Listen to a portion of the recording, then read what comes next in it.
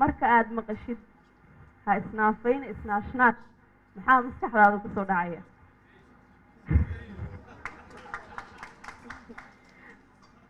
geeyo waxaa la yidhaahdaa magaceeda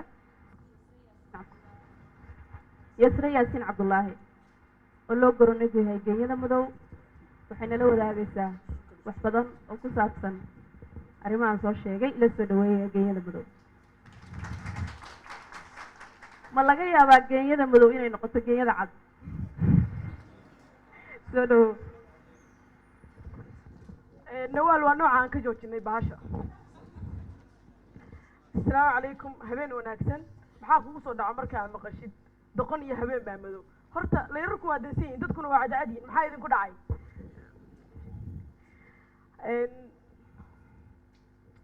ugu horeyn waxaa muhiima inaan ogaano goorma ayay bilaabatay iscadayntu. ma u malaynaysaa 200 oo sano ka hor in la iscadayn jiray? haddaba 200 oo sano ka hor qofka iscadayn jiray iyo qofka 2021 iscadeeya maxaa faqri oo u dhexeeya? iscadayntu waxay soo bilaabatay 200 oo sano ka hor dhalashadii Nabi Ciise. waxay ka bilaabatay wadamadii markaa ugu xadaarada badnaa ee masaarida iyo Greega. masaarida iyo Greega kiimika maysan haysan, waxay isku dari jireen malab iyo saliid, waxayna uga gol lahaayeen inay isku cadeeyaan. laakiin maanta maxaa la isku daraa? gumaystihii iyo saameyntiisa ayaa keentay in la iscadeeyo. qarnigii 1800 gumaystuhu markuu yimaaday dalalka Afrika wuxuu buunbuuniyey fikir ah in dadka madmadow ay ka qiimo dadka madmadow inay ka qiimo sareeyaan kuwa cadcad. haddaba Afrikaankii waxay bilaabeen inay u noolaadaan, inay maryaha u xirtaan, inay u dhaqmaan sida dadka cadcad ee reer Yurub.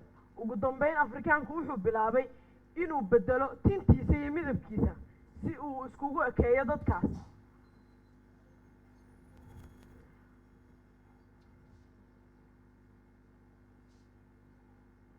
wadamada cilmi baaris la sameeyey Afrika ayaa lagu ogaaday wadamada ugu sareeya iscadaynta inay tahay wadanka Nigeria.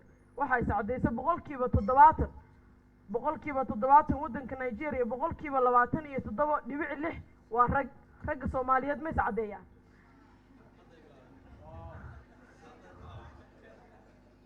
haddaba wadanka Togo ayaa ku xiga 59%. waxaa ku xiga Senegal iyo Mali oo ah 25%.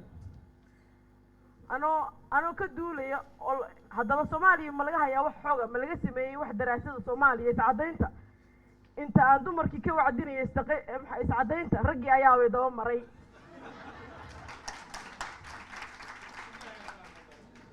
ninkan waa nin Afrikaan. markii hore human being buu ekaa, laakiin hadda bahal. yaa dhiirigeliya iscadaynta? waa muhiim inaan ogaano. iscadaynta waxaa dhiirigeliya ugu horeyn ragga. ayaga ayaa dalabaad kale gabdhahana ku khasbay inay iscadeeyaan. way fiicnaan lahayd hadday raggu hadday ku adkaysan lahaayeen go-aankii ay ka dalbadeen gabadha iscadaynta. gabadhi markay isu soo cadayso, kharash isu soo geliso, buu wuxuu leeyahay ima anfacaysid. sidoo kale cadaanta waxaa dhiirigeliya ganacsatada oo ka macaashta daawooyinka la soo dhoofiyo. dumarkuna waa dhibanayaal. waxay dhibanayaal u yihiin ragga iyo ganacsatada. gabadha hadduu nabar ku dhaco, hadday foolato, haddii gabadhaasi ay wax u gaaraan, iyada ayaa markasta dhibana, because ayada ayaa isticmaashay. gabadha kalsoonida gabadha oo yar ayaa keentay inay gabdhuhu iscadeeyaan.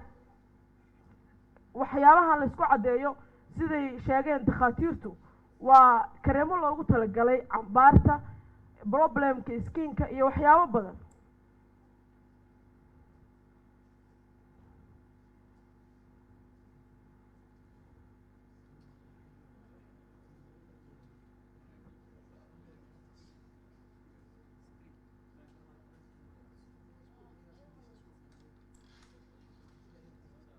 gabadha South Africa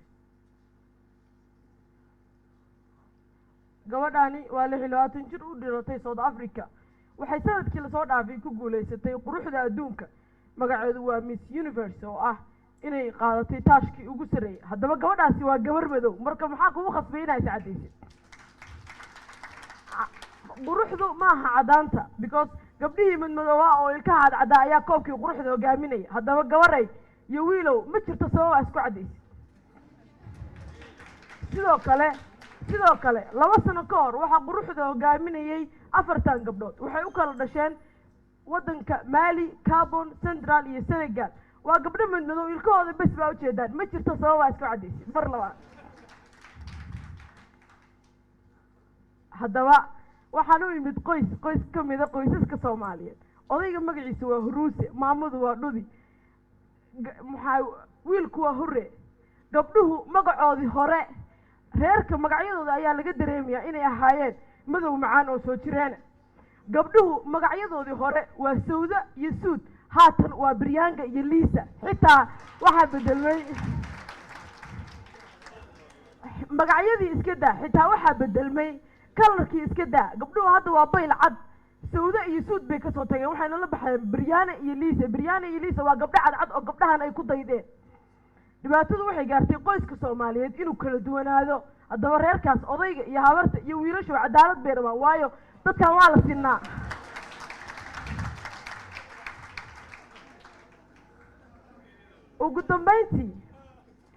ugu dambeyntii tala soo jeedin ama xalka waxa waaye in bahda caafimaadka ay wacyigelin dheeraada ka samaysto kiimikooyinkan iyo waxaan la isku cadeeyo sidoo kale in dawladdu ay siyaasad iyo qorshe ka yeelato waxyaabahan loo soo dhoofiyo oo gabdhaheena dhibta ku haya sidoo kale boolisku waa inuu dabagal ku sameeyo cidda keenta daawooyinka iyo cidda ku lug leh sidoo kale macadiyada iyo jaamacaduhu waa inay cilmi baaris ka sameeyaan waxaa jirtay sheeko yar oon rabo inaan kusoo gabagabeeyo nin ayaa wuxuu guursaday gabadhu waxay ahayd gabar madow ninku wuxuu ka yimid qurbahaas sababta uu gabadha wuxuu ka soo kaxaystay tuulo sababta u doortay waxay ahayd gabadha inay tahay organic macnaha bisilde of course marka inay gabadhan inay wax kasta waxa horta rabaa inaan idin xasuusiyo dadka qurbaha nooga yimaada wiilal iyo gabdhaba waa dadaan iscadaynin sababtoo ah yani waxay haystaan yani wax kasta oo annaga isku cadeyno oo original haddii la doono laakiin sababta isku cadeyn waayeen waxa waaye bulshada ay la nool yihiin baa caddaana sabab marka madowgeeda ayay ku faanaan marka dadkii dalka joogay in inta gabdhihii gabar baa jirta hadda xalay aan meeshaan ku barto aan si fiican u salaamay waxaan u malaynayaa inay joogto gabar runtii aniga iga sii madow waxaa ku idhaahday sababta aa isku cadeyn weysay maxay tahay waxay tiri black beauty waa runteed waa ku hambalyeynaya marka ninkii odayga ahaa gabadhii markuu aroosay dib buu u noqday soo noqodkii baa gabadhii waxaa u sheekeeyey gabdho waxay yidhaahdeen ninkii hadha ku jeclaadee hal haad isku dhufo marka gabadhii waxaa dhacday way isbedeshay waa iska shaqaysay gacmo badan baa ku dhacay kadib marka ninkii odayga ahaa dhowr sano kadib uu soo noqday markuu soo noqday wuxuu u yimid gabadhiiya laakiin dee kole humaagii waa iyada laakiin iyadii maaha yani qof cad maxaa kugu dhacay markaasay tiri dee waa yani waa isqurxiyo adiga dartaabaan u sameeyey marka wuxuu yidhi aniga organic inaad tahay oo aan far la saarin baan yani kuu doortay markii hore marka yani ninkii meeshii buu ku furay gabadha bartii buu ka noqday marka waxa waaye dhibaatooyinkan haysta waxaa ka mid a gabdhihii kalsooni ma jirto raggii yani hadda gabar cad iyo gabar madow gabadha cad baa lala qabsanaya marka waxaan la yaabay nimanka madmadow oo gabdha cadcad raadinaya maxay sababta waa yani ma jirto adoo my brother adoo madow anoo madow igu qaadano